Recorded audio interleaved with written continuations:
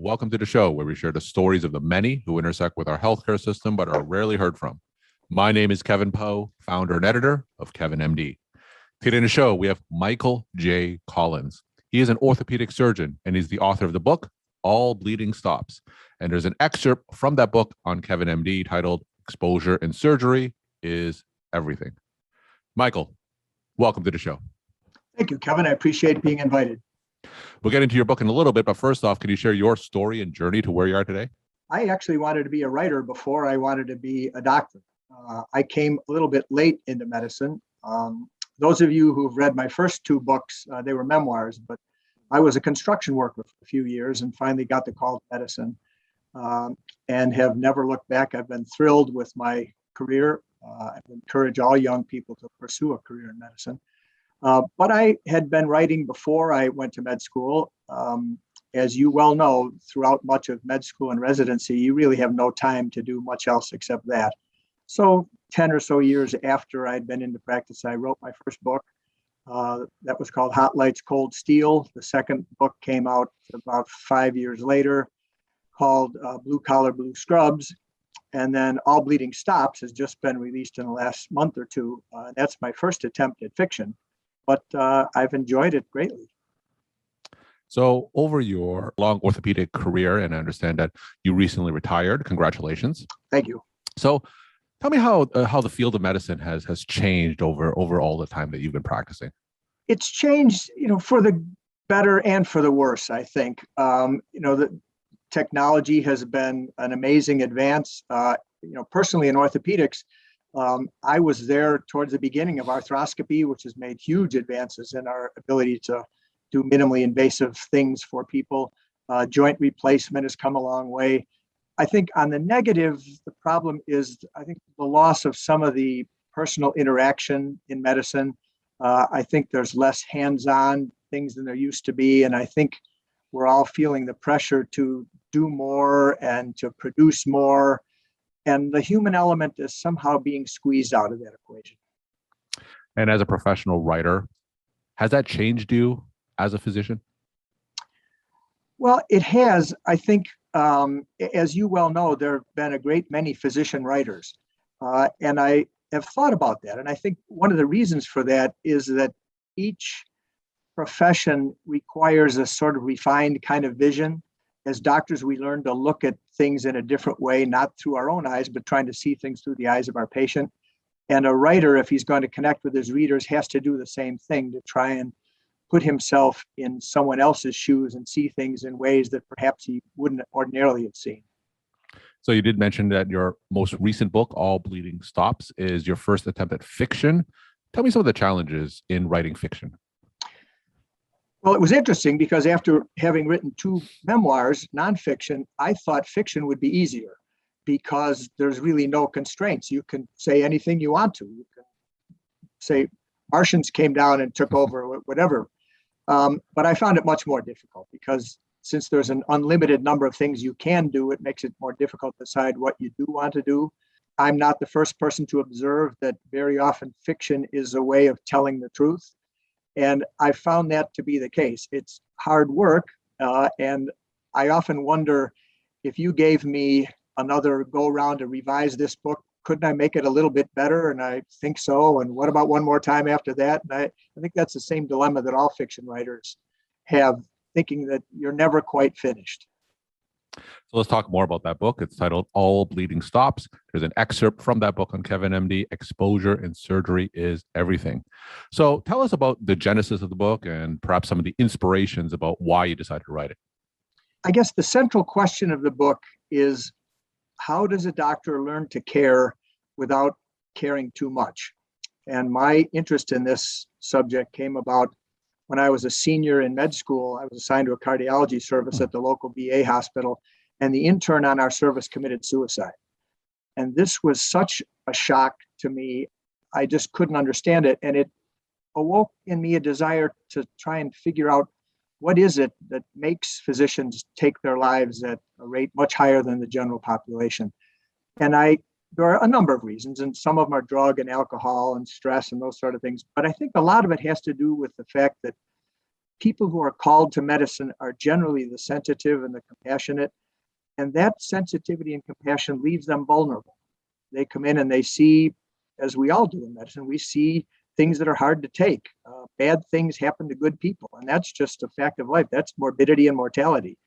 So All Bleeding Stops is my attempt to explore what happens to a young, sensitive doctor. In this case, his name was Matthew Barrett, drafted right out of his residency and sent to Vietnam as a combat surgeon, and is faced with all kinds of terrible situations and really is not equipped to deal with them in an emotional sense. He's an excellent surgeon, but his inexperience shames him, his failures torment him.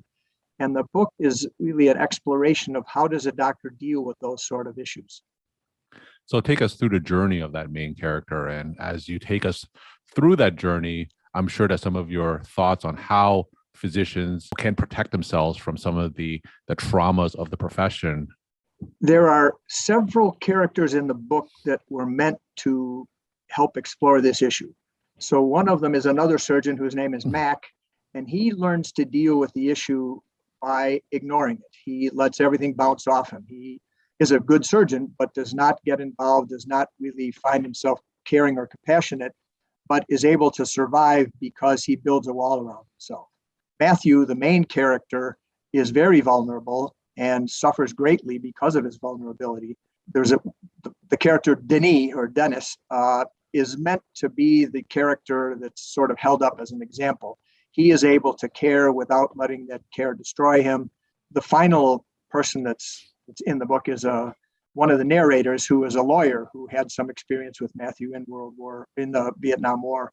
And he is meant to be cold and calculating, someone who has no care.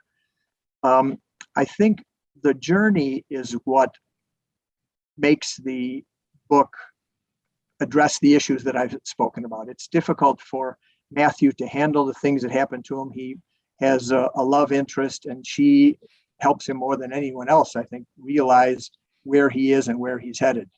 As we consider the various paths that your characters take in a book, I'm sure they mirror a lot of the different choices that real life physicians have every single day. So what kind of lessons can these physicians learn from to protect themselves against burnout and potential suicide? I think the 2 points that I would raise is, one is, I did not mean this book to be a cautionary tale warning doctors about caring. That was not my intent, and I hope people don't read it that way. Caring is a necessary, indispensable part of any doctor's makeup. So Matthew didn't learn the proper way to channel his care.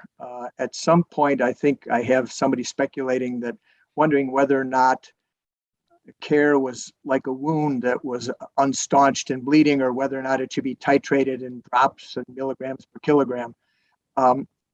Matthew never comes to a definite answer about how much is too much and how to discover this.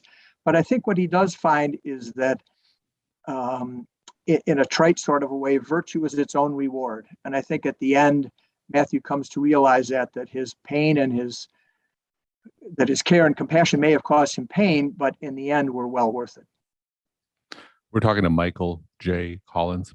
He is an orthopedic surgeon. He's the author of the book, All Bleeding Stops. There's an excerpt from that book on Kevin MD titled Exposure in Surgery is Everything. Michael, what parts of your career as an orthopedic surgeon has influenced you writing this book? I would say, like most doctors, I think I can see a little of myself in Matthew. I'd never really struggled to the extent that he did, but I think all of us tend to dwell too much on our failures. If you're a doctor and you're taking care of people, the human condition is such that you are not going to be able to cure every person. And if you have a decent heart inside you, that bothers you. You want to help everybody that comes to you. So part of my problem, I thought, is I spent too much of my career fretting over and beating myself up over things that didn't go well. And certainly occasionally I thought I made a mistake, and that was understandable. But even things when I didn't make a mistake and things didn't go well, I let that bother me much more. And I wish I'd taken more time to sit back and listen to the people who said, thank you. Mhm. people that I did help. I think we tend to put those aside and say, well, that business is over now. I have to move on to the next one, and you focus more on the negative than you do on the positive. And my final question, what's your take-home message that you want to leave with the Kevin MD audience? I think it would be that I hope that all of us in the medical profession are proud of what we do and proud of where we came from. We're in a difficult situation now where there's all sorts of forces around us that tend to turn us away from where we originally started. You know, I think most of us went into medicine because we cared and want to help people. And I think it's imperative that we not forget where we came from. Michael, thank you so much for sharing your time and insight. And thanks again for being on the show. Kevin, I appreciate it. Thanks for having me.